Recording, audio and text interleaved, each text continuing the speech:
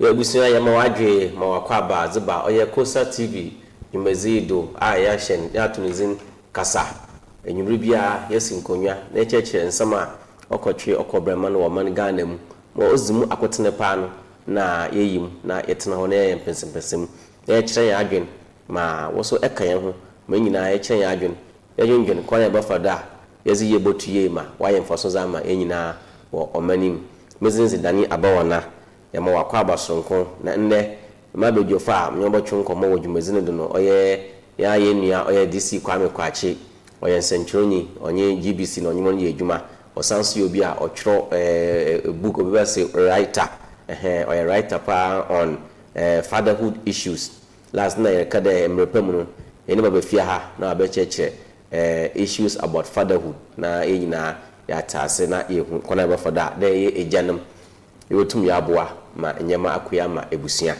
nti ono yenye bo twetwe nkomo na onye yenua oye Timothy yansapo kakraba na Timothy kakraba yansapo ono so yesamchironi oye dwuma ma oye media general onua TV3 na media general group of companies nyina onye wona ye dwuma no ono so okayen ho a enwumbri eni ni bo twetwe nkomo nene abansam dam na oza akoten wo oye yemmani mu ha ebotum ya ye ho pensempensem se nyina ye beka ya ifide yala na was bay de oye omangana mhebegwofo oye parliament watena ase a waji atumu de community sentencing bill wa pass for parliament nti dama bill ya parliament mbe ya parliament wa shey oza bay ye ba bohwe abamfaso na ohozema oye Ghana as a nation na yen communities no na wonu mpa ya onam some another bi nti was ko pay oye prison no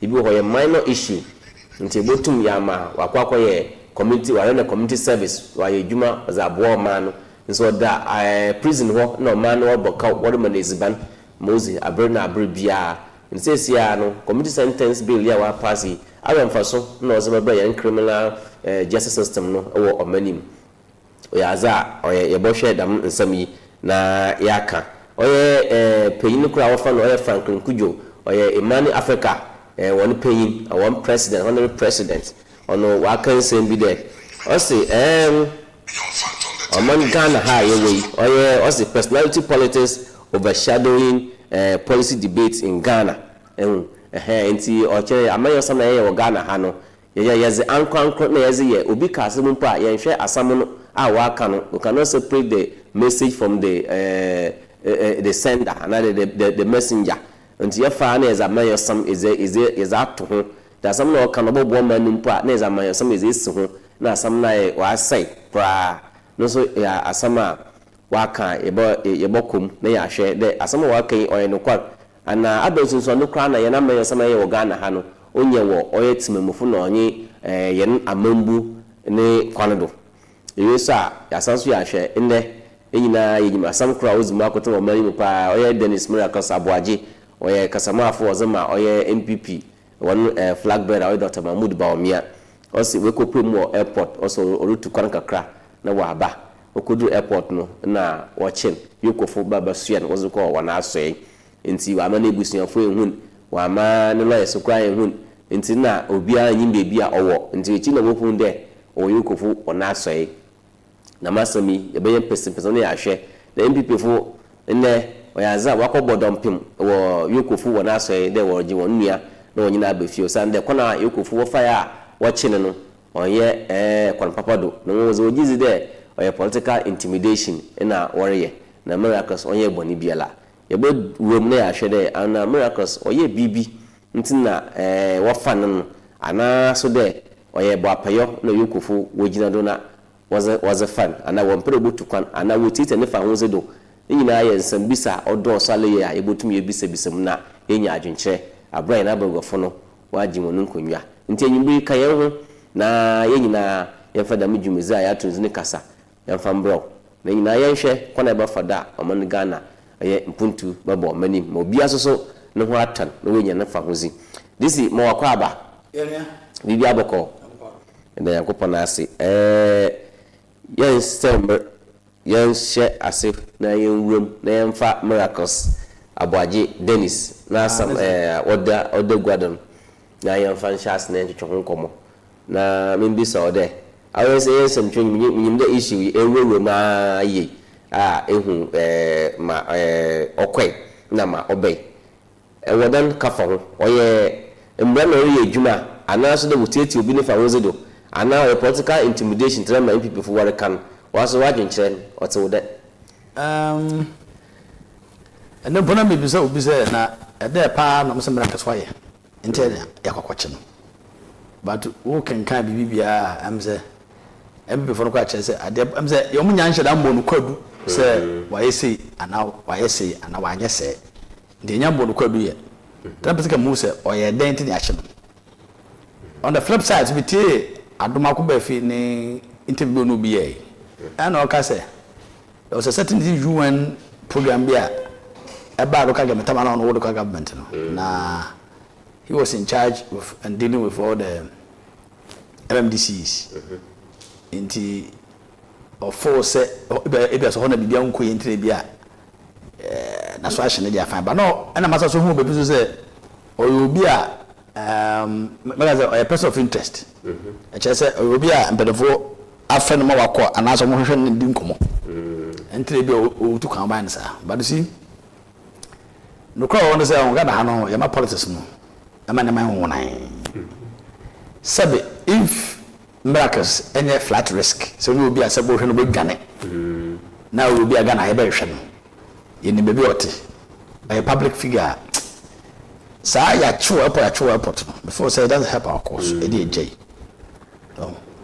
because say na no e dey see na so dey na see and our politics be see bebre e ko che be mo airport e be see be that we let you airport na so it doesn't help anybody's cause last time I came say Ghana hano ye pray mbo we dey next foreseeable future e be MPP or NDC in the days as more power no more the two no go o ma no eso mujai I'll show you where power lies and dem wa every way be and for so ye be it doesn't help anybody's cause men ka so me say money am yan kan and as be money am man ni ndi e say man ni di but me hwe say if bracket so nye flight risk no we be baby o won be baby o tidia why do we arrest at the airport and watch no so a my huru ne ntia watch no so but so my huru ne dia watch no na afen so ayi se ne watch no na wo ma na lawyer ni ehunu na o ma ne yeye na busa fo ehunu na o ma the party for say ehunu baby owo no de esa na ayesta ne etoso miensa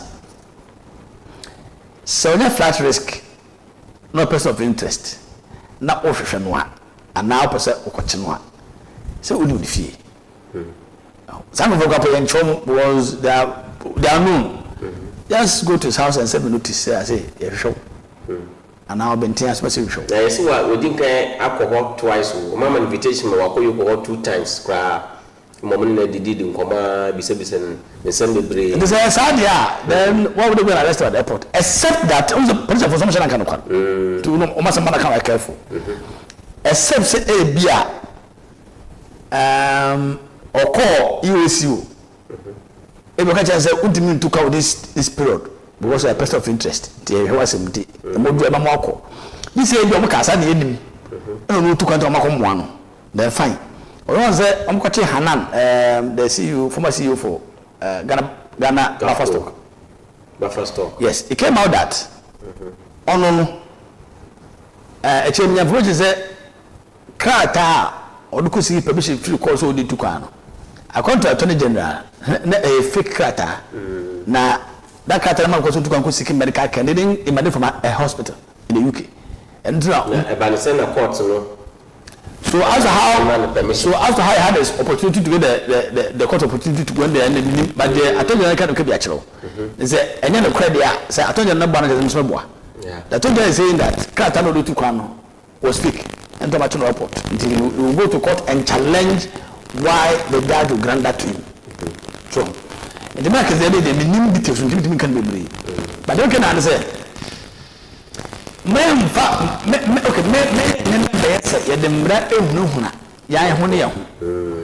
se me kale dumi ne enye ne ye ka embra wo hihye wo eni ne mfaso ne ye nka ba se be se o tu kwa kwache no airport na se for ne de na in democracy so you see secrecy allows people to say all manner of things come chi ni ya eye before akubojenko yi so yi de na say intimidation and one nanka you so for more release the issue or a statement say oh Marcus has been arrested based on ABCD reasons and grounds and therefore it's an investigation ABI or this place and I said this detention place and now this police station that's our office to let for now now fine before said I don't know but from mechanism that is more humane, that is more respectful, that is more democratic, that is fair. But Uba chini pano ubi hu baby owo na busa fo hu no da fo hu party fo hu no na party fo na see o chance it doesn't happen about this course and me no do me odu before say if person mama says is resetting I expect all institutions to act right and reset so nka you see o me ga dey nya won china me ga run no say omro bia so na onye ni pan so bia na opportunity nya no serve nti ba na nya na carry maka but so ko chine we port na be ye ne amwa na em na be fast so you see this pension of Yakobo baby it doesn't happen about this course and then sashe if go master party you see wa and no master na bomba jano you ga me dey hold dey omo kasa oh ndi but people dey do nko yi a though it take one no so go through the democratic channels however demonstrations are part and assembly and as democratic assembly they are part of our democracy and so am bodu course nti e be come court kusiki e be court order to compel you so munjai abante na nkeye but there's one thing that has been agitating my mind say achimba ka so na ache oketeche so I mean who said they are doing free oketeche so no other people I said oketeche dey no em say I don't know say e to aba e ko constituency level and amount for eco distracted and I'm on my idea engine no ya ho e bia na o movie say only there no because maybe before na kasa ba out on deputy general secretary Aruna is it Aruna Mohammed or say Omoji Asano the Ama police Ghana police service they should do their own investigations and bring the perpetrators to book because the movie say ade o ma no kra no a good party no fi because it is not a near party no habit say omo ye elections na omemma kwan so be in disruptive process no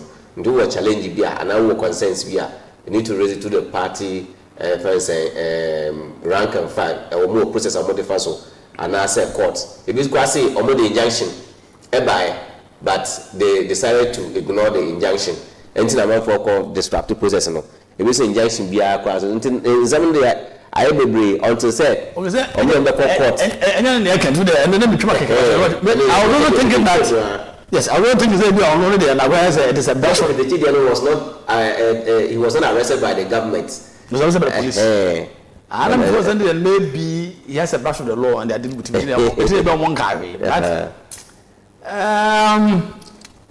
the message now say politics no before say if president Amasa was set there I want to see a marked improvement in the way we do our things. So I just tapo of arresting people watching our airport, watching our chapel. I think it should stop. If I saw on consider we first saw a flash will be done. If they have intelligence will be done, then they are more and more. Americans there, I'm not sure say or more on be from. We declared intentions of person contested or was it the party's national communication officer position. I'm not going say or two kwana or so bantam no by campaign because elections in September and so also run all the 276 constituencies no quite campaign there's no way about so two kwan abra omba so he will definitely come back into no move wire and more than 100 invitation twice until now there was no actually I'm not invitation there but this last point in the we just over contested na za ebu ayi o mze ekwese makana me so no makana man contest so no so another and then go there on fanto nche ba dey na person join no dey na excuse you think I say because waka so contest no contest and therefore bibi nya me yanka the main problem is that if the abandu you no so tiambra say tete pa pa ho dey so dey anya nya say jai o so chuo bi a eso la futimba ne nchen ne bisa futimi hunu no asem boy so kana de pa kwa otime bonu kwa du say why say enter court na court say okay ya ne mande no ana mere mande no na ya fair, that's the process but so ba mo anda ko se be ne ye hunu abansa na hadwene but de abansa bisa say asem ba na ya kan fo asem ka de o say na ana anu no wo ye den enenne oh yeah den ana asem but before that one person mama say is so certain I think that the NDC would make a difference in our political governance. Now, it's a crime they was I'm Mama Banama set it. You can't do the old things when I was setting the country and the bands are actually one. So that's called a dear. International no money. So what you depend on what I mean is Sunday or Saturday. What I Saturday? Saturday will go, Sunday will go. I mean, it doesn't help on the market course. Before they say political intimidation, say on back or MP before I too. Because Americans you Bakubia and no dimpa criticize government no omo pese omo silence amount for to say Americans no because omo ba be mu na enkofo ana omo wo under investigations by the previous government omo declare mu nyina say yenja omo and say they should not continue with those process amount for say they should allow such process to continue and be and go to a logical conclusion. Now, it will say, oh, as some idea we know say nipa no only for charges are behind the board no, and idea a bia.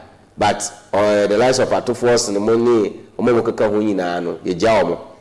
Now so about political opponents are in time na ya just because they want to intimidate them. I don't know whether you agree with them say political intimidation just to silence them. Me nyin say any for bit my camp before I can sabotage me yam and no there possible to happen more so oman people from so no they are a conservative party conservative parties today are very well grounded in their philosophy and their establishment and no people man man won and party no so hu do mu jina na man won but ka hwe that people of old we dambo chumbo time the original secretary na hwe alagete mu time na hwe dambo chumbo time na the burning crown and that's the man won to do some chere but conservative parties are very formidable, very strong. It means they said this vote back on Kasa Bashom. Na party a mo free abamu be 40 years and sana press kufu be di ade so in 2000. Na ba kona na so about 8 years no. Obi etimi nka mo Kasa Bashom yam. Ntade de mean say no kore. Obi etimi hunu. But it is politics. So that's what we say. Na I think we be before so we are integrating somebody. Tell me say abanso say almost set there. They should reset in every aspect and every sphere. Baum so mo ba mu na omo jai te say Dr. Dufo na so phone dey atonya na ka say wa enter into the phone no police quiet nya omo I dey hagene na ga be fose ka maboyin ka mama sam na rane na conclude na so ka so mesi odifo ana obentin difo na ka e ja ma na nkodam ba wo de podcast fiat etwom dey a ochina obiso no so bia wo baka den but I blame them people na so ma so my you can't cut power for 8 years and don't prosecute people and you don't conclude the matter and come and complain. The ways of justice. No. Slow.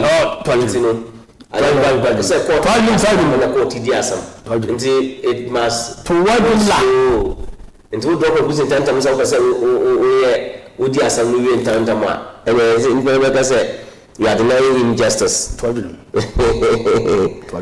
And this person for by our person or fast track high court. Yes, almost a fast track high court.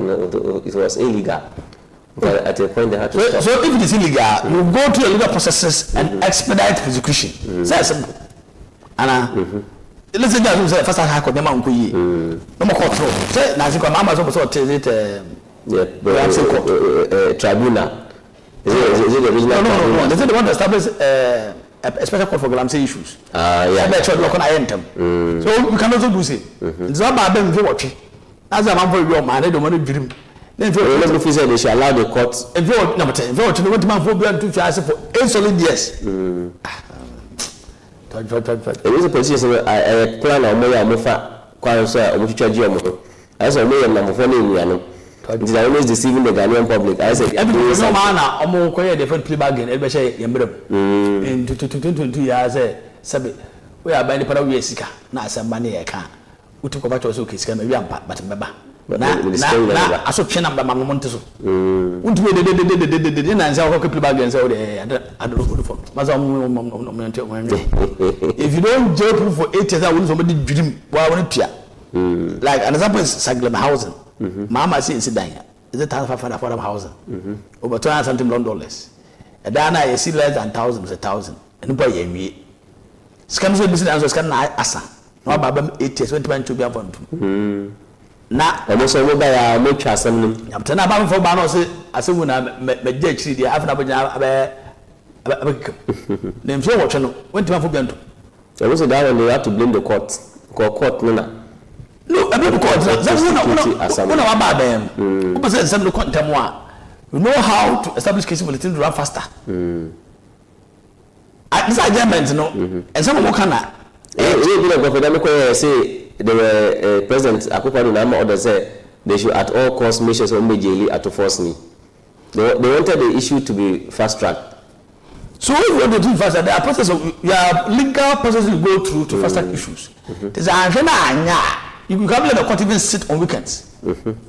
Sometimes everybody want to not weekends. So sitting here and why they are fast track. Why to meet last assembly almost every day. Yes, everybody every night. There's a one yes animal na sabe mfe wo twanfo bia ntomo a na emsa so ni se da amre ye eno so ntese ni so ba ka se mu me na fose se ko masem na erane to the end it esi na otomofo so o ato force no otadofo hwan o bia nya we don fom tumo nkwa ne hu so asem no ko we na kote boaten me se na oma kote boaten asa sensen ho o kira abafo ba o meto asa kunya no ko se bone de o ya entwam se crime doesn't expire yeah until no de hono de yeah me visit the part of the politics that person na ka say am I for na me go say sansa no mfanto nchen o de chimbra ka so mo ntasa mo yanka no na issue etwom de enye etwom ba fa na de o mo yanka na esi enye ne nka wasa na do keke de yenti bi na no mo nya bi so mira ka sa chi na enya ye na nka wasa never no to baby na do keke no mo nya buta yeah miracles na watch na oyeza o de ka wasa na yehwe kona ebe foda yema justice wetum wa daisy munia timoti as a force so abakansa nti mama so wache na age wo nsamnum na emem mujizi de yenyina yewo manim yehwe na orekodo waso you have the right to talk about the issues say if you them also your miracles aboagye no ne kwanda nyin emma na ori edwuma ana de enisa ban mozo wori no mmemme wori ma ni nyina no oyaza wazo akwanya da hode ebotum na akire wadwen wo miyiz de ne kwanda anyin etum akire wadwen wo nsamnum na enyina etum yakoyim miyiz de number me 05082068646 05082068646 mayehu ma orokodo chirewadwen na yina yemboa medwumezi no owie peye tuwo mayehwe miracles chawa achini epipi fone sinde oye kona wo aban fada obaka ngofo na nsama ahye womu na wobe ya wontum kasa na aban so wenye kwa wanye mabon zetia oye oman Ghana ni da mintina okakache me yekofo so was information number there oye miracles ankasa no he's doing the investigations for since last year oma friend wo yoko aso two times more akoma we be sebisa nsam bebre nti yoko na frankasa no was why we are doing there the pani oyaza anko oba abachi miracles that week ya yewomi from Monday ya kwapim Friday we wagi na nka da me ya me 5 days obe mi anka wore chen no obaba ba fa no nyina ko yoko no was na ko tum ntina oma what the root konna oma watching wadonaka wo okay Daniel that's my HN ashafo and embrace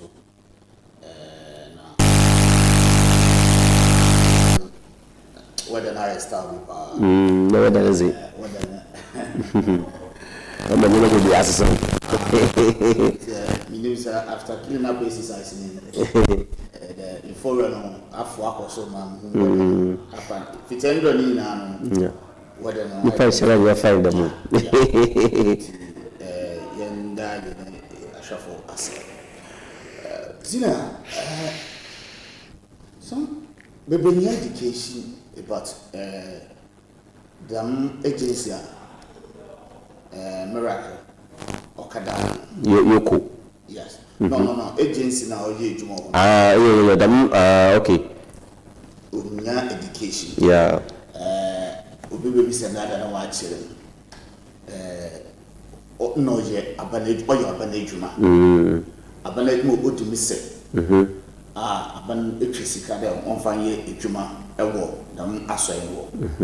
And yeah, Miracle na brodo, never carried them baby on one. The first time, no, Okatano or what a dada. It's a national phone when the digital baby will be sound there. Now, open then watching. And now Miracle being no Kasa. Dr. Baumia. We all know they know the former. Also, Interministerial Coordinating Committee on Decentralization. Interministerial Coordinating Committee on Decentralization. On an Miracles ABOAGYE or Dano, also on an account of Gerard Apia. Gerard Apia, no crime, also I started there, Sikano, Uchibi, also Sika, Miracles, Gerard Apia, what I say. Desikano or Maniscano or for me, Mintino or Chia, I shall say to Sikano. But Miracles knows that we go that way no investigations. I will actually our plan this week. Yeah, about arresting or watching. Okay, now, now, native to teach the way. Moving Kado, and now Miracle behind there, no Kasama. On my pay, why DC though? Yes. I think somewhere in the eastern region. I think is it if it's your DC I go for the time. I go for the first time. No more point this DC. No, they will be reshuffled. Ban away to the BBC woman. So and yeah, they are back there and now. Vice President Dr. Baumian and the company been at no Yijuma, the center of the government, none of any agencies no Yijuma. No, you see now, Asana, the security agencies are what to me there, and now there has been an investigation, and one sorry there.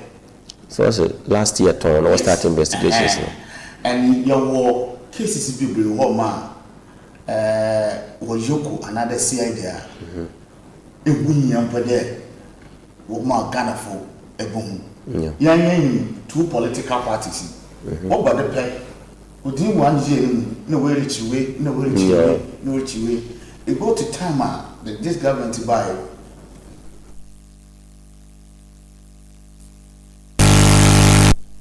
Almost star, what to what the church call far. Who feed there? Who to? Why be beat up a man? I want brother. The style of the war, what arrest one, the Rambo style, I don't know. Do you be a man who make a lot of commentary? I was arguing. Now, what can I say? Who there? That style of the day, you're catching coffin, you're the true, not the. So you for baby, you papa. No, see, that kind of thing, or by there, I'm a kind of say to my phone, your cassette here. So, let one who there. What from I want today? A man kind of who, but you did away in the security agency, the whole. So, see there. I make a crime, my admittance on you, and that's a whole to transfer from the member. I don't see there. What they through CID did. Just a mere work from it. Some of the man back, no what to be there. Well, Babachim. And I won't be so, Yabofi, Yabaya, investigation go home into Mbaka, other courts. The Kaji, yes. When I tell him. some young did that every single night, even a miracle. Has been an investigation since last year. You knew? Hey, I can tell you. Do you know the former vice president, Dr. ABAWANA? He was when you invite to EOCO. Yes, a lot of people were invited to EOCO. Investigation board away, or when you invite to Kofa. You don't need that thing. This IBB, this your catching one goes time. No, you see, it got to time here. Sir, equalization. Oh yeah, you do me, I do you. Yes, over here and seeing the matter there. Those MPP time, the work will handle NDC for no. Yes, you have been. Yes. Yeah. You know, I'm confident with the two men. I was more than this. When you're calling about Bema, was very NDC. No, I'm building a we understand the more. I'm building a point today. Okay. Sadly, go to time. This is Cassette, I'm assuming Cassette. Got a few nine wounded a mother way now. Why any? It's so when that and then to you the miracle is an under investigation here. But if you find we go do her. I wonder how they said if you find we go say from last year and now we go down with investigation what to suffer na abandon and the no all to kwa brochira ma picking war airport home. You see, security agencies in the whole operate. Kakadini, yet tip more if a security agency are we security analyst and a security expert now. You mean to Okodo, you mean as a layman, you mean and come Okodo and Motum Wakachan and Deda. So now, maybe a column to Ninsa, or don't feel the Otukana on baby won't really be. Tell me, can for that wire. Say, if you don't know what one will start what we but it's a bit we invite to EOCO. No investigation there. Before, but so, naturally, brother, when you have information about you, I don't know if you a corona woman. I don't know what time I was too much official or prosecutor. No, I can't do no investigation. Oh, be a case we. In Tanzania, CID, a bachelor, Minia, DC. Let's tell investigation. We don't have a court. I'm not there. I'm not there. We ma. What happened? Franco Court and Kitchen. I'm America there. Answer the baby Bocodon. It'll be a way will be. No, yes, I was over there. One can say, "Why in a week here?" And over check. It is not on afterthoughts. And some now bomb into the mama. But as one make there, WACO is under investigation. WACO, from last year. Abandon and they were into the watching. So answer not before we were told that just a BB Akodo. Yeah. And maybe we will investigation in Navy. We'll pick you. If you some happy queen. Our pick well, you know, pick we have in a very big condition. Or necessary or pick was on a quarter. So the sort of way you can put it there's a lot of way. And I make there. When you are talking to these people now, EOCO, they have the power to arrest and prosecute. But you know, we misuse the power also. No, so we are human rights. Yes, our will protect them. No, I'm not here, but we also dictate the public there. They have the power to arrest and prosecute. Yeah. Abra would be no parliament. What kind of EOCO no check them to me now one. When Jennifer will see my farm one police in CID for no when you do but and when the parliament for what I said EOCO no or 2 no better no prosecute. It is only the form of a duty on our foreman. You be someone there and you be around what from the watch. What are they? Say, and we 2 minutes and asked the fellow what was a children. Yes, so yes, on the visa. Why a BB on your BB? I don't like a channel. I wonder what you take to move from you there. BB, I don't tell me so there. The baby no Kasa vice president. And he a catcher. Gabi, why you have done a better job? And now, the current executive secretary what a forensic audit no who there security all what the man is 5 million what is man the baby after baby 55 million what auditing mean what try there what from baby now and go for a petition the Satan and where petition they come yoko for so one man when you say security show na atano all the investigation now what the petition what the investigation no and entrance of Minia Dennis no afra na aba we need nkomo bebe na adepati yeti wakati na emma onye bibi today yin za olkodo na ye pretend there ada wa akayen oye ada ebi nsi bi da wa yokofun. I'm saying that they have the power to arrest and prosecute e kwa what for the children or intimidation ana ọmọ de ebisa se bia ebise MPP funa what's in there what's in yamo hiani na Dennis Nezia eka intimidation ala mama mezada mishi umreba Dennis Nezia waka chiri utukuna waka chiri oye last 2 weeks na interior minister Mutaka ozebe there some cocaine AEB government officials odo obozinu onze wa mbozin one says the watch bia na mom eyimoma was he has been an investigation for almost 2 years na prekope paso na waka chin nzo me na cocaine nsimpa azano ko program na say o manizim mpono order nka dem ko fono mpono nka wo bo wenzi na watch one ma wo me mbele ni woni zida ma wasa ma ba ya amanfo be na mangana obandam drugs na cocaine na nkaka wona we nzagu ho no onzo monzo either we je act baby now political opponents na we intimidate one they have a view to express their issues or kodum atasa but most shifting sample na most shifting na enkoso ye but you focus on some and with the politician in the last time we were here to speaking about the corruption brother and some of the kodo our mining what the presidency protocol yet na enim kaka na we radio no ye kan TV no ye ho the kodo be wo on famba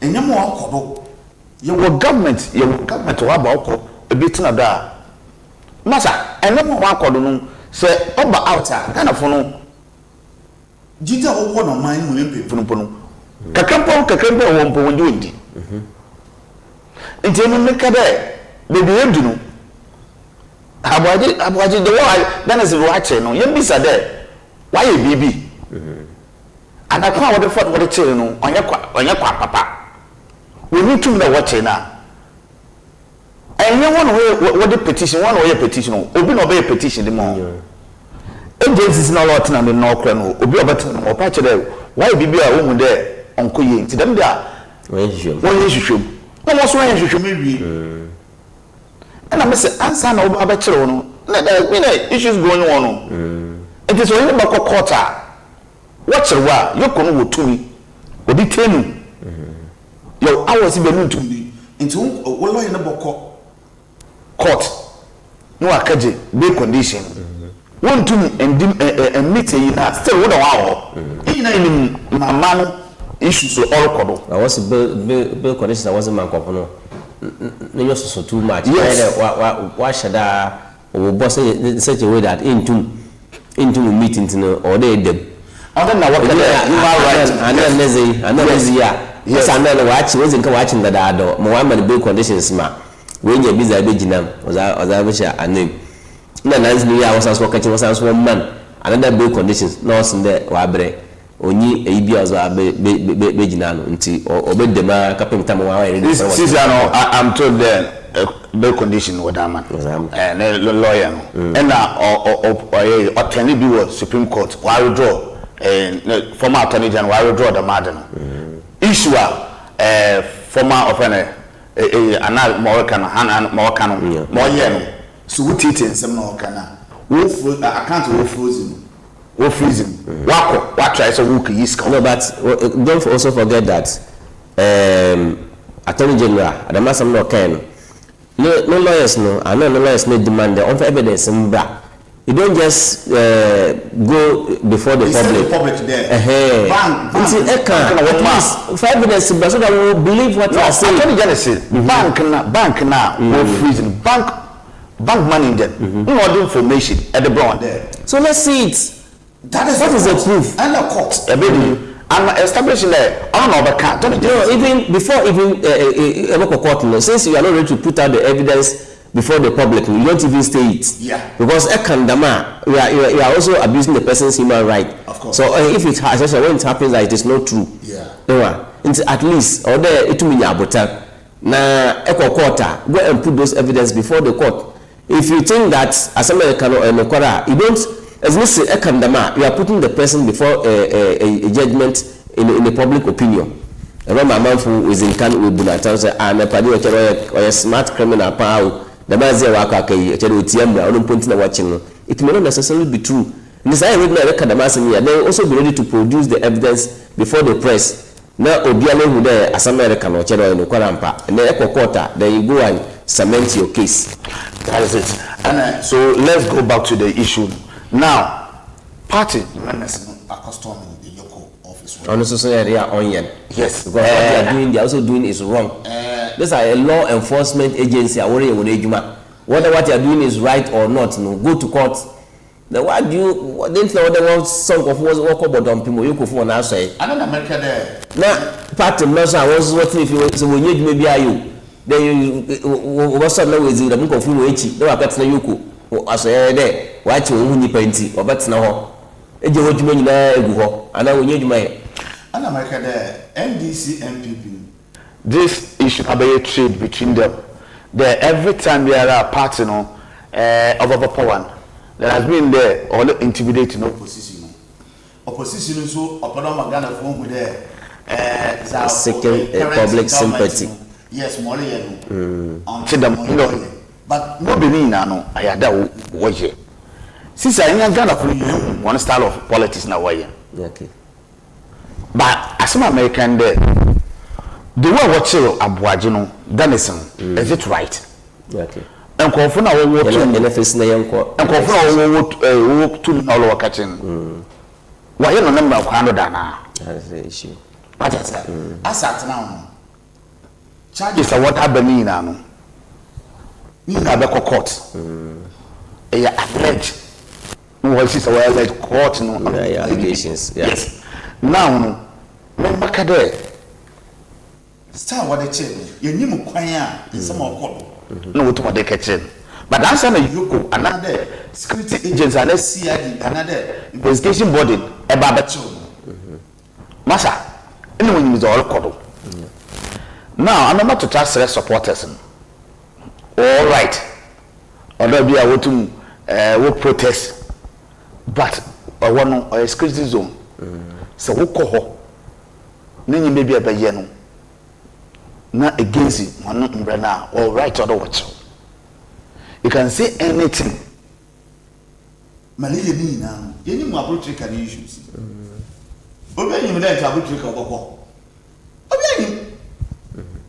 but when it comes to security issues, what's that? Yeah. But in some you call all my Then what my cadet supporters or a party members. Papa no Busia. And in why you know. Maybe one Tiasi. Finance about actually not papa. Now one or a political figure. In there. Issues all organized government or to the target and the opponent in Yabachi. What's this already this country? It is a what? Danny, Oboko. It's a corner walk on a day. Into this because when you has a and then the walk away, you have statement. The Wapano, no, they are very Juma. And the skip of the man on fine age man was Suda, second one, 2 months fine age man. Na South African also only office or enti when you be quick number kwano afi dem nsem ne ba no hwe ase afi ansem ne ba no supporters be afi emu da na area bro no the way I was you won keka no asem statement ba no bebe na ide akofo Well, I bring tra. Yeah. No, bring tra. No, I say one bring now. We just need more. No, I got no half it and a park. Is in the weather. Be some there. When I put up the feed. No, I'm not looking at where you will be the papa. Ah, one year, so what's why ABC? One year.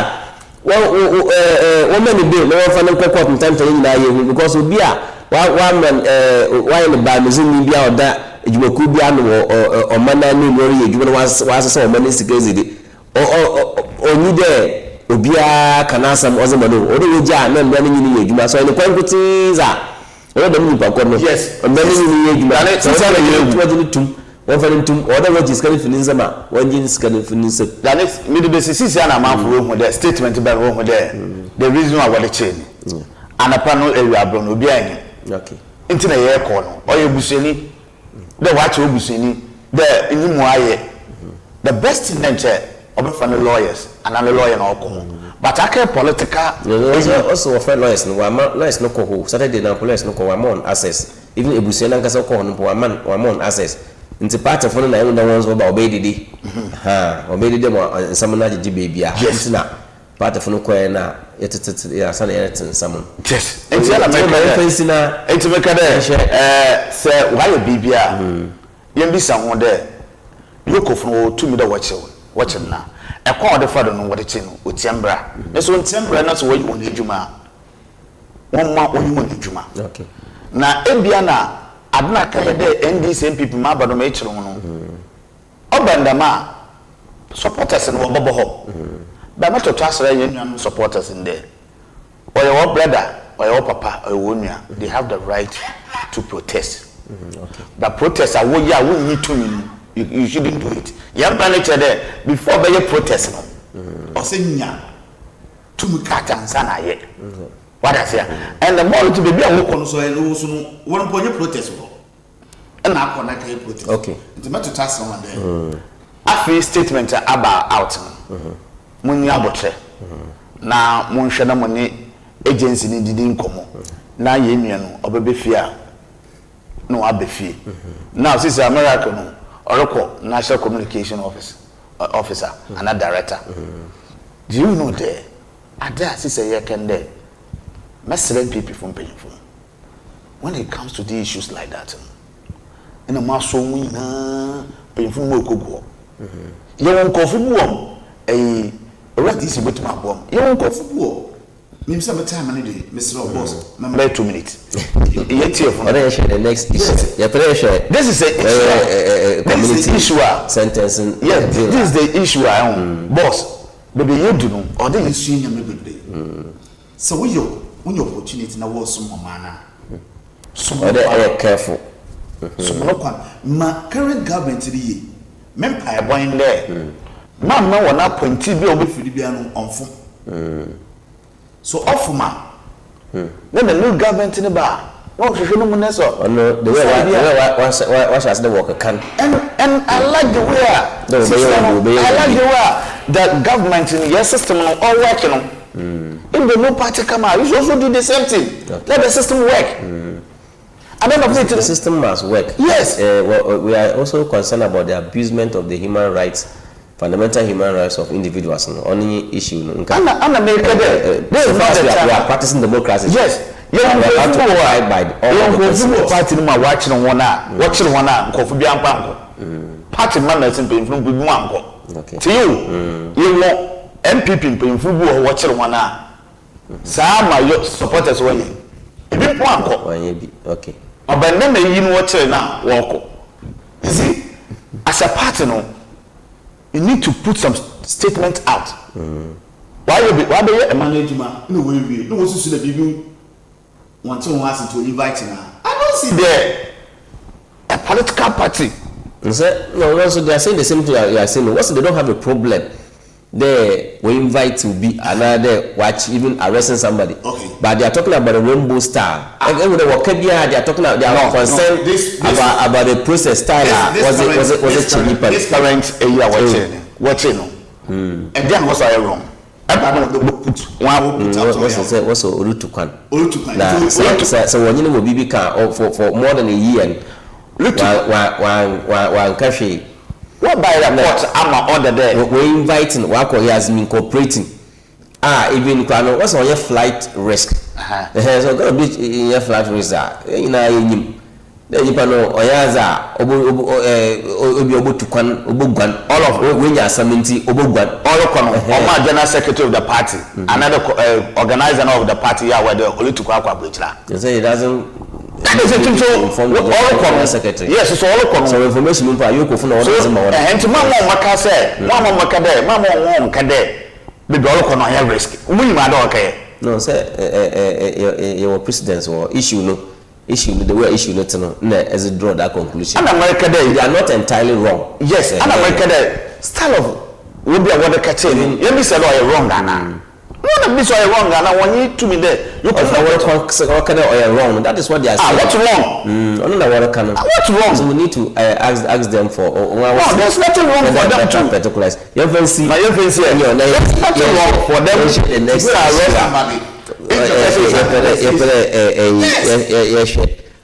Parliament passed the community service bill in your implications for another on our justice delivery system. KWAME prisons are why choke prisons are order for nipa be ebia 100 no wa for nipa be 600 into minor crime be ku we brozi no was na ko tum 6 months and 1 year obi court aman oye we ku we azi waja tulu we ku wia into court is 1 month 6 months overshare no records no change nipa wa spend more than 6 months no wa spend 1 year 6 months crowd prison ho. The question is there, when or interfere another or many the many people okay them more than that supposed 6 months. You know your questions are among for why so much concern about. Into DC. Yes, Commissioner Sinfodo, you share Azar Dama being here Parliament Zabe about offer Wabwa one way some was one I could to Munu. Another man so no for so obey. Nidi kan se mete be na se ye dia na de empenefo kan se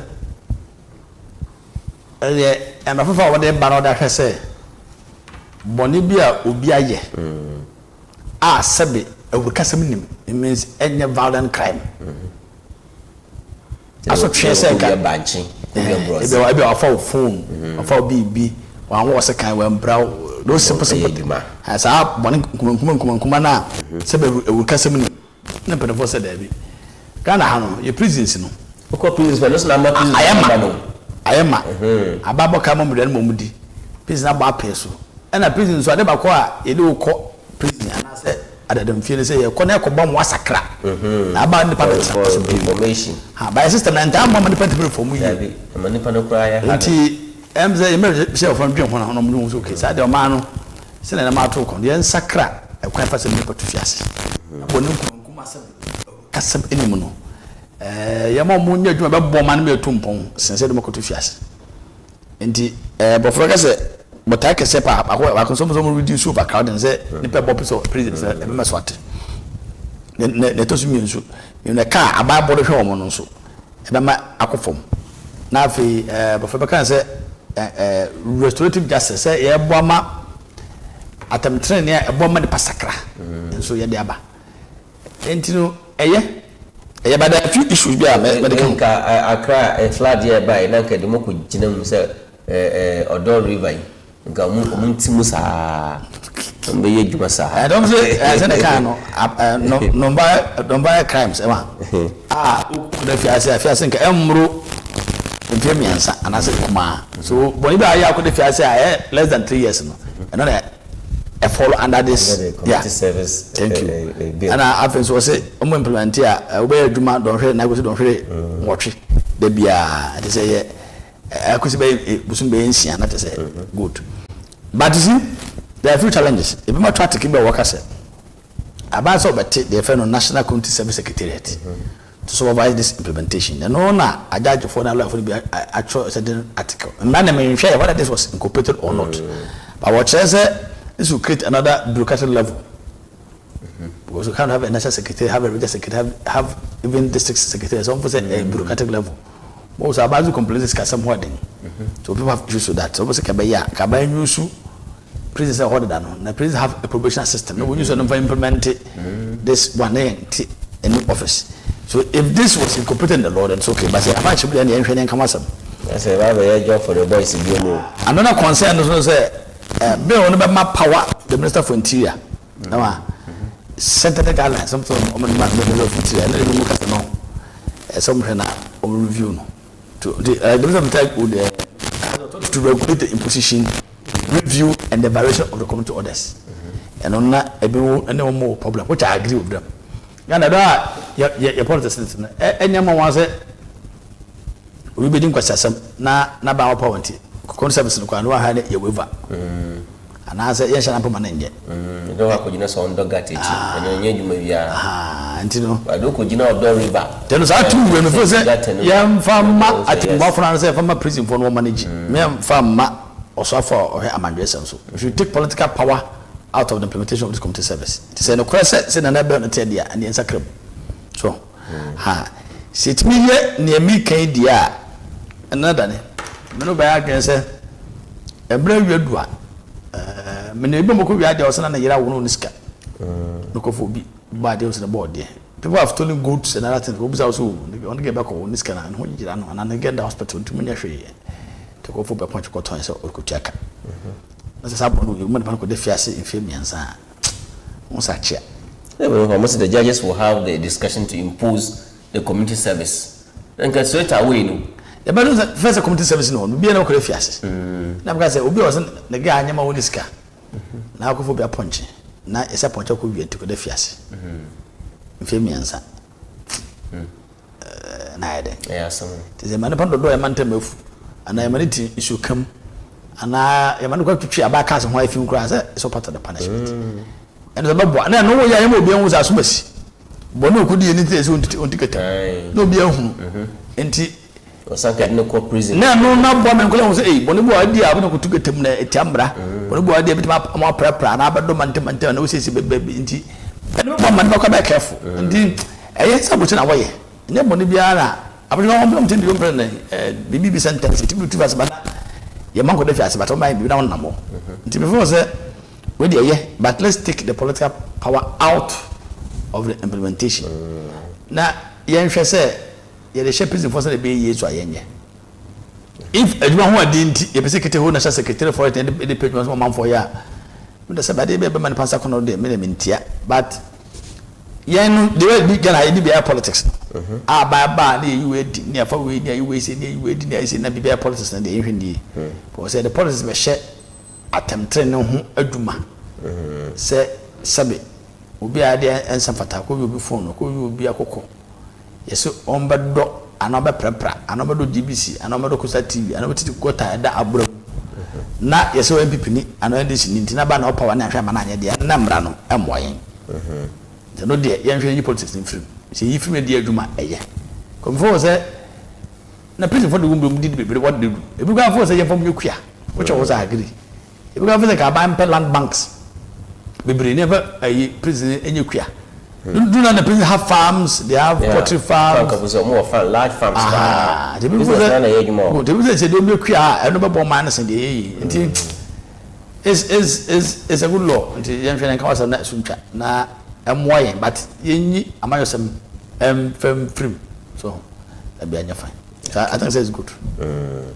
Yeah, maybe someday even that is a very critical point where is it because one hano I may some no nya ba some no pe no chere why basa I said as I NDC as I MPP we because as strategically no as some balance wo pe there as some no oye useless no as I politics and na flag be ya cry nkofu wi what we should know kan some na adwuma sta na yema will prevent further damage, you know, to them and I'm paying order bay order way and Yaman Damono was the American some Unama, Obi Aye, order on 1 year, or into other dam flooding or the bay, but Obi Sutinaga, no so all said 1 year, blame game, Wana Samono, Ayabasa, was Ghana, either Obi aligned to a particular party. In this, some political party, no can put Papa Mono, Obo racing, no a different political party. Timo. Where should that issue? Answer na me kodo no da mensem ya aka no wa na mamento ndum kakra we da mun community service topic here that service na yanka wa hada Friday ya na obey me no di nkomode de me pai boy there some baby umbrella mine yeah you mentioned something like that Abamawie nya me bose no you are not a prophet of doom Abamawie nya me bose prophet Timothy me pai boy there dako ina yarka corruption asam yes ne ka fa da mishi ni ba ma kai me pai boy there dako yebunya mrebi ewo man na meni obe kakra no memi nya akonya ema won mu bi yedi mo na se kakra nka mo kasa ni na yeti about the corruption katasese na proye kankan drum ofi yefa ne bai na de bia ye kade ofi tete no the last time me kade da mo word no oye sunsun bia abada mani ma wo kepe ne ya ajatum ne wo bro henum na mempa abada dako maybe baba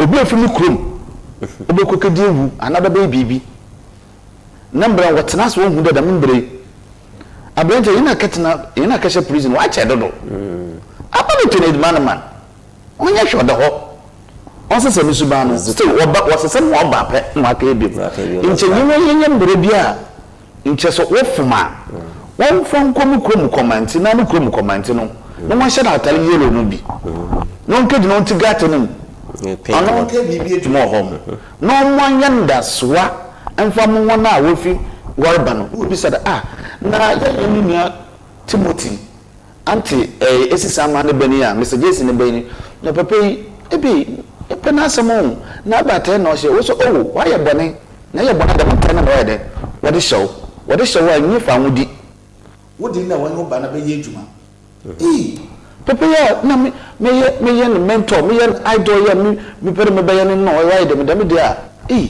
no da me tumi ye de me hwe mu so papa na why na me dia no do me dia bende me pa bone ina nda abem Sabre a parliament wa pass emo kudu omampanyin anim na so de pen a sign no be adwuma me kakara de me ni jo papa sambe na oba oboboe nemo ayana you there parliament tenase before pass be no offer a lot of stakeholders meetings ewa ye betena sa Bruno ebia kasa wode akwa hifu obodo house mo pass play na other institutions na bi no aba out obodo ezi questions wo ho questions to show so oye wode we de wetin we de we juma time bi said na this year kanu no bi said dem konfu no stakeholders no even the member no famba procurement for one of expert to procurement me woduma one famba yan some trouble there dey it's a law firm no wo we stakeholders what can okay into the baby na say the pass law bia na ambre bia no akaka bokudu amampan no wotum ajatu na adebati de amafo raise concern no wa ana edu baby na yebia tani oyebia adentina mbre no waye no obi ri chena adwene da madin ye wonji ntu ne the force yamfa mbre na mfamba ye de baby na the majority of the Ghanaians will support adena and if you so afi na ye bet class bi ye bi se won de bia na mbre na ye de ba no e ba so na o kan ye de mbre na ne ba ito we da ni mesro what even parliament pa obeya an won kasa se dam subano ya twema na kwachi obi a we view but then of it ni na no MP some more parliament no o jira manyen no It is a baby bana what say one adwene what dey ban na. Na say winti as wo yin na dey. That's na say. No what mu gbo mu na da ma dey dey ko oboboy na homboy na yehu.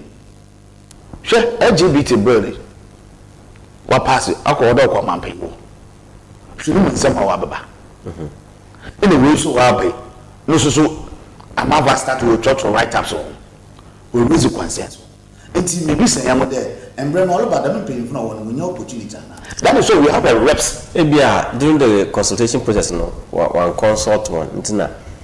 So at the time DC we raise nice concern. And say we consult na nka damu concern nka was baba.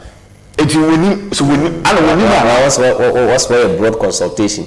We need a consult civil society groups, political parties. The chieftaincy community, yes, and other well-meaning individuals here will feel the one here. No, I think that, and I think that possible there in the course of consultation, the Muslim concerns are raised by it Parker, maybe another one jam too. Yes, because maybe another politicians and they still want to have it. Yes, a hand. Yes, because here necessarily put there, you will create a secretariat to be. And that separate agency will wash the media. There is also a creative Jumazama and Quaffo on a job for the boys. I'm sure a job for the boys. Need to have political undertone beer or was there another way to intimidate political opponent. Yes, I mean, I'm Kayanja Cotton. Na court na can straight away to them.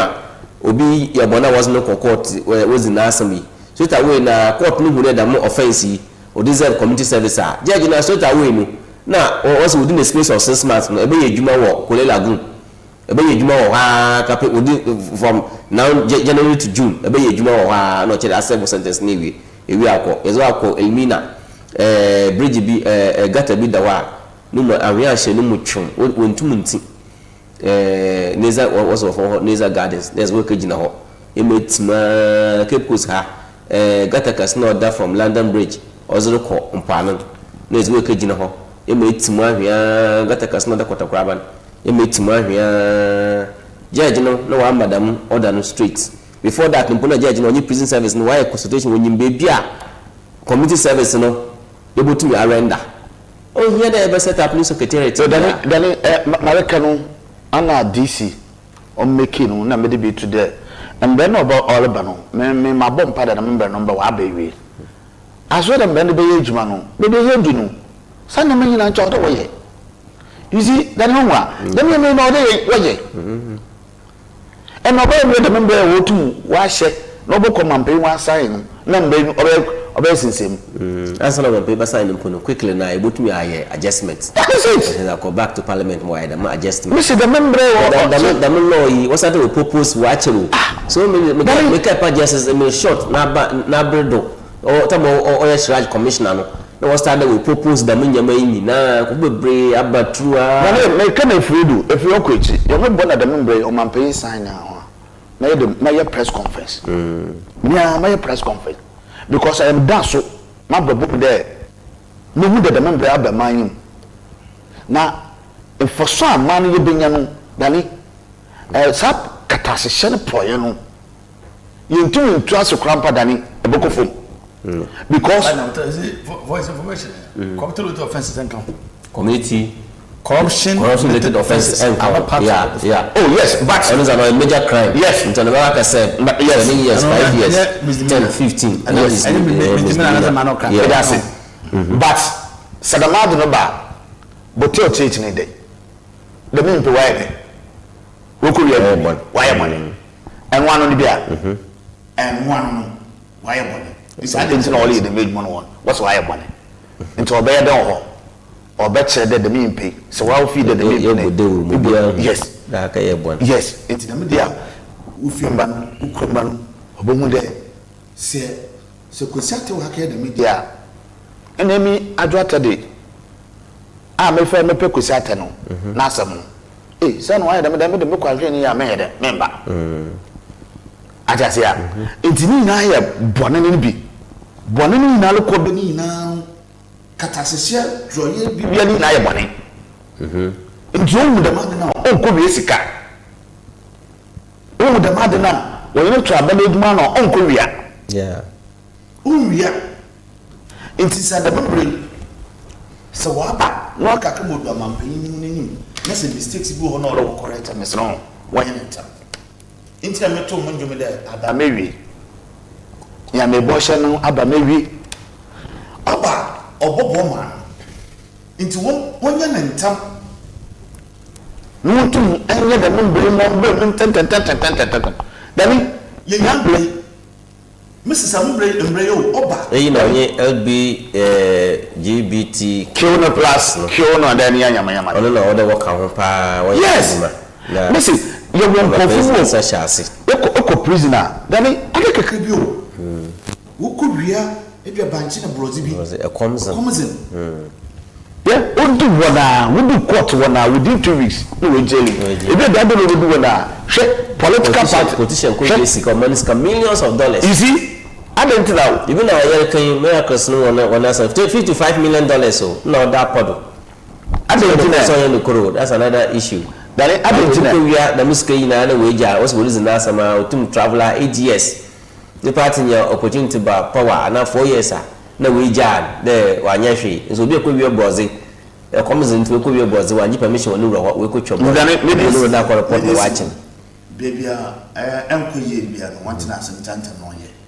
Na mete bi didi da membre oba nyoma bi bone bia odo kodo wanya ne youth ni mu no yerusuan e de boya bram obokofo nti mesra parliament fo no wanting as biem na se bibim koyi a anya sa correction no koyi me yo parliament wansa no hwe emre na ma onkoyi na nkofo wala kade wantintin no woma wantintin tinama wala kade only there one secretariat be no from Kofo at the national level, regional level, district level, one from Kofo mo ye human. Because they want to as am or court in street when you prison prison officers another prisons no when very late no way the actual places are another issues are offenses are obotum wama arenda community service no the mo be ya in prisons na no mo aye machum prison order for nipa be 100 200 mo na waka for nipa be 600 800 be konna wode da won ho do onu po omma dama nyamabon no okodo homosexuality na dama nyamanya no otum okodo because de bia eda obi no ho account eda obi no ho account obi na obi nye be bi nda na odo obi no do ni nyina no do botwa we decongest our prisons massively because offenses are among equal prisons are this is minimum obi a okademu anka for 27 good years which are some was a tonodo for 27 good years which are some tonodo okada anka for ansana worry all kono na I think the wenya or 40 something this obey wenya close 70 ope be na mu achia ontum nya hwe ehunu pa o ya were ho asema wo chot no de keke onye no kwar we do was the onje ntum na oji tuma the okoro ye guilty onu ubeja nso innocently and ignorantly okaji tum nti when was them za academy 27 years some of the cases eta mona nda manfo za ka da prison na o ye wo ebusu there was aban panyefo no onye stakeholders now were concerned in putting this bill together parliament wa pass. I believe the adjustment kitty be how the way was here to year now obey a perfect bill as more money then obey minor cases no yan fan nipa kono nkotum wo prisons the member nipa kono render community service now was a boy man na mo be ya manisika some mpo wo prisons na azen no do battle na mo be ya nyema bebre na so botum wakoye ozama oye omani Ghana as far as justice delivery is concerned. This is our take on the that particular issue.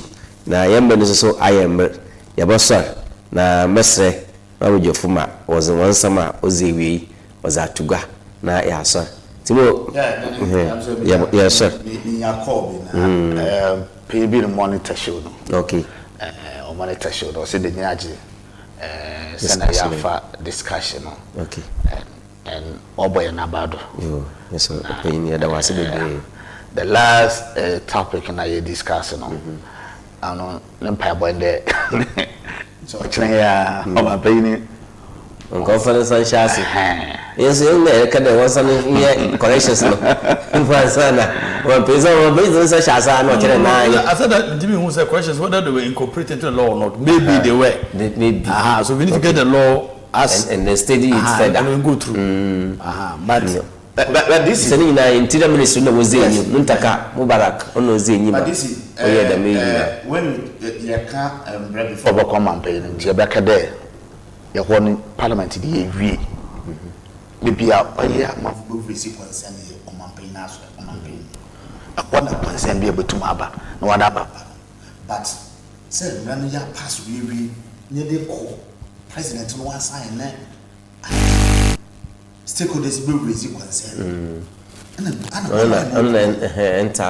the concern is coming from the presidency and the president now from the advisory now, that one is and now put it America or then in the public knowledge, public information there. Parliament has the way the Mazi Hujuma. It will be a consensus. Almost do. The first answer is a man.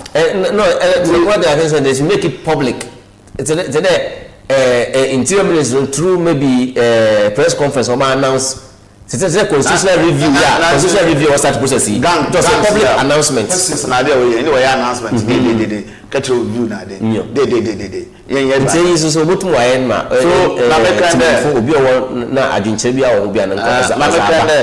we wouldn't have come to this level. Yes, people are raising some concerns. Do them level because bill be another issue be all the political parties put together. Civil society groups na churches, religious organizations na obi okamu bia nje tumu there the membrane or they more age more in 2014 that's a check 2014 as officially it was on parliament on 4th March so obviously all those concerns would have taken it is 2014 yeah. So concerns me I'm raising now be able to many are passing all campaign I feel like concerns no. You don't have a discussion. So I don't do the research now. We are taking on those concerns. It doesn't mean that those concerns were not incorporated. Maybe they were. But the only law name says what the response by I said those concerns were incorporated into the report. No, I know the best way is go to the act or the bill to look through whether a woman in. So let's relax. Any more say about what dinner I was not had you can still go back and amend. Yeah. And the for Nasi. There Martinez the member so but the boy Massima Mitumaka. No, Pegina can able to each year. Oh, what's it? Okay. This is yes, sir. The mechanics are people in this video because a poem pool within the foreseeable future, no man or Merman. So, in Tisa, and now I'm not moving home. Yeah, Mama said, you're resetting. If you're resetting, I think that new things should be done. And in Pedophobe, Mama Principal near Duma, Mama said, and it's for the more pressure. Said the city of no, your party means man. And no, you be ready. Once Mama say you're resetting, you're resetting. The Panadis in Munity, I'm ready, I never can. So, yeah, yes, I have a trim say, Sabi, everything TNC. So, and I am more an agenda of resetting, not your resetting. See, and bra, bit me detail, bit me diao, and ne, a detail, and officer, man, what you do. Was a yet. I did where teacher officer and man officer which is found. The bell was a do. Yes, anybody that took up in trouble at any point in time. Because that was no. Say had an issue. Now say a shepherd, but a cock better was 1 year doing yan. So see. So you can be innocent and a crack and can offer me fun. But you can be innocent, everything madam meow and does it you make Kaji Joan. Yeah, how? And remember there's an issue. Was the guy was shot in his house. Did Papa got to the fee, teacher near and Jay about 2 years ago. I shoot on the fee. Yes, he was shot in the campus in his head in the house. Was a journalist. I didn't call CCTU. I don't even know him. Dr. Sting. What is that? The panel children. There's somebody I know very well. The first time I come from prison was about Manyankun. Because I know you can't sue somebody. So it makes sense to me. Yeah. But what happened? The all staff. No, I'm somebody ain't question. Don't go if you only go for because when now on the man in Yasamuno, and I was from one. Okay. That is now a principal suspect. Say a staff from Yasam 6 months ago, and then you are shot after 6 months. Once I came to your house, now what did she say? Oh, I'm not Yasam near one. Oh, nice guy. And the Ghana, based on our system, he spent about 6 months in prison custody. So I talk about and visit him. The first time I'm yes, Teddy, Jody. This is where I should worry. On the moment, I'm a chichi. I know he can't do that. He was so sure that he wasn't the one. He's not the one. I got the system, you know, and the first thing I say, one, I am one. Yeah, chill. Police one, so everything over here, and young one, because one, the time he was shot, that guy was at home, which was a young one. At another session, the people guys who are Panu, if you will be almost be a just a young one. But the fact said, you will be just a woman, only 6 months up and down, up and down. So you never suffered the Mujim and the cock on the one moves on ya. Give me a bit much more. Or by he did pay also. After we go to the process of going to restore his payroll and all that stress. And miracles, I don't know him. Yachina, I am family. What happened to lose? But you're not enough. So we can understand. We abandoned us. And Brano, you're not enough. And Brano, you do be not a chair. Yanka atena ya support so na be ya o cha enye so hu obi ahin tiro de ba ne be dey tia because man be dey atobia but let's all improve upon our democratic governance na ye na hu to no because America na oba ka chana so oba kind in favor but mama pezi ya resetting there then it should affect every facet of our life let's reset in a positive way beautiful na affecting obia. I believe that is the way to go. I believe it's a resetting. The way resetting is a powerful tool. It's say the politics no twenty na yeah proper reset na and proper governance. I think let's give ourselves 10 years. Ghana will be a very good place. Yeah, pressure you took ako baby ako bobra and say yes Ghana say yeah. This is our own country. It's a hard better. I believe politicians know some more politics now is allowed, but when it starts on a note of abusing him among for fundamentals human rights, that is where people begin to raise questions. Let's do the right things. Obi aye bonia yema mreno onyinzi onye bonusa me nkade oye political opponent nti or dey man ho che no hu de ye che baby atumwo. I was also say that Timothy kaino say one more appointment there banuzinya hweye e wode hu there ochina bi wa waka was power is transcend anamobwa tumeze wonzi nkado nti ochina it can twist, it can change. Before waka in there nobody can change the hand of time nti obi nyim ochina ma obesi nti ochina na so nyama dana ebia the same thing when it is done to you may not like it nti let us all work according to the law na mjizi there obi ye bonu mpa na sembra ni ye djuma mpa I don't know dey no was no ko tumu mpa na lebo hu there chede me ye bonu ampa onala ju oji tumu won trimu there oye bonu no oya za waye mbra no so nyina ezife nchem we hu there no wa kotia na origin not dealing with people innocently and dealing with innocent people the omboa means the community service bill so parliament is abe no so ya za obotuma aboa my justice delivery system no tum wa I mean why am don point there o many sika obe said or ya and I was saying be wo prisons no ni nyina nekas na no do battle na okofo so ya is work gina lagoon that time yan you know na ochina bi bona I careful the mazimia I'm sure I was not going to be able to mintan him mintigatemu nti bia dam na obokodo nti ma minjai minye steady o man kofo bebre na so we sua na we je bone nketenkete ye ma o man so itumi a kire man is esie amede bia ya mama kan de echirimba na ya adwene ho dem oba ya echirimba no oboto a we hu ye na nanum obobra nti so yan tiodo the same line ya kankana constitution 1992 constitution of Ghana article 41 ochire obi a omamba pa na saza osere Ekankana, you get so much used to it, and then you begin to do the right thing. Now our boy busin, our boy many na. You better want to say, "Neze jumezin is a siha."